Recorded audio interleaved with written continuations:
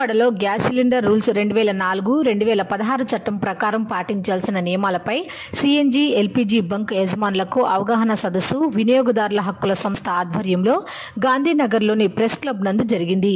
ఈ సందర్భంగా రాష్ట్ర అధ్యక్షులు గొర్లె శ్రీనివాస నాయుడు మాట్లాడుతూ గ్యాస్ సిలిండర్ రూల్స్ ప్రకారం ప్రతి సిలిండర్కు తప్పనిసరిగా 3 సంవత్సరాలకి ఒకసారి హైడ్రో టెస్టింగ్కి వెళ్లాల్సిన అవసరం ఉందని పేర్కొన్నారు.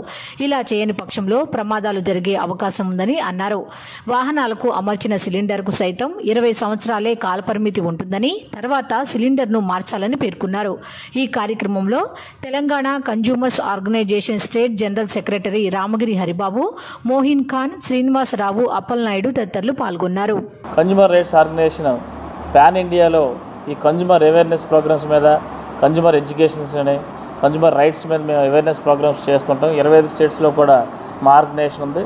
మేము స్వచ్ఛందంగా ఎక్కడైతే కన్జ్యూమర్స్ ఇబ్బంది పడతారో వాళ్ళకి అండగా ఉంటూ వాళ్ళ తరపున మేము వాళ్ళకి గైడెన్స్ చేస్తూ ఏమైనా మోసపోయినప్పుడు ఎలా చేయాలి అంటే అలా చేసినప్పుడు చేస్తుంటాం.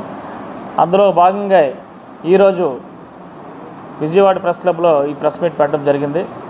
అయితే ఈ ప్రెస్ మీట్ గత 2 రోజులుగా మేము ఈ సిఎన్జి అండ్ గ్యాస్ ఆధారిత వెహికల్స్ మీద నడుస్తుంటాయి కదా, ఆ వెహికల్స్ బంక్స్లో కూడా మేము అవేర్నెస్ ప్రోగ్రామ్ కండక్ట్ చేయడం జరిగింది.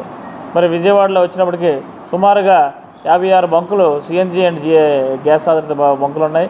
అలాగే వెహికల్స్ కూడా మరి గత 2 సంవత్సరాలు 25 వెహికల్స్ ఉంటే ఇప్పుడు ఆల్మోస్ట్ 60 వెహికల్స్ వరకు ఉన్నాయి, 60,000 వెహికల్స్ వరకు ఉన్నాయి. ఇవన్నీ కూడా ఆటోలు ఎక్కువ స్కూల్ పిల్లల్ని మరి క్యారీ చేస్తుంటారు. ఈ గ్యాస్ ఏదైనా సిఎన్జి వెహికల్ అయితే ప్రతి 3 సంవత్సరాలకు ఒకసారి మరి సర్టిఫై చేసుకోవాలి. అలా గ్యాస్ వెహికల్ మీద, గ్యాస్ ఆధారిత వెహికల్స్ ఏమి ఉంటాయి 5 ఇయర్స్కి ఒకసారి చేసుకోవాలి.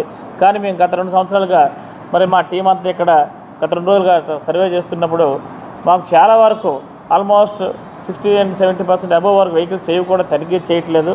ఈ పెట్రోల్ బంకుల వరకు కూడా తనిఖీ చేసి సర్టిఫై ఉన్న వెహికల్కే గ్యాస్ ఫిల్ చేయాల్సి ఉంది. కానీ ఎవరు కూడా ఇక్కడ మరి ఆ పని చేయట్లేదు. స్థానిక ఆంధ్రప్రదేశ్ రాష్ట్ర జాతీయ కార్యదర్శులైనటువంటి వికాస్ పాండే గారి సలహాలు సూచనలతో గొర్లె శ్రీనివాస్ గారు రాష్ట్ర అధ్యక్షులు వారి నాయకత్వంలో ఈరోజు మా సిఎన్జి గ్యాస్ ఉన్న రూల్స్ అండ్ రెగ్యులేషన్స్ని as per gas cylinder rule 2004 and 16 ప్రకారం ఏదైతే ఇన్స్ట్రక్షన్స్ గ్యాస్ అమర్చిన వాహనాలు పాటించాలో, అలాగే గ్యాస్ పోస్తున్నటువంటి సిఎన్జి బంకులు, ఎల్పిజి బంకులు పాటించాలో ఆ విషయాన్ని పాంప్లెట్ల ద్వారా అవేర్నెస్ చేస్తూ ఈరోజు 56 పెట్రోల్ బంకులు గత 2 రోజులుగా మేము చేసాము.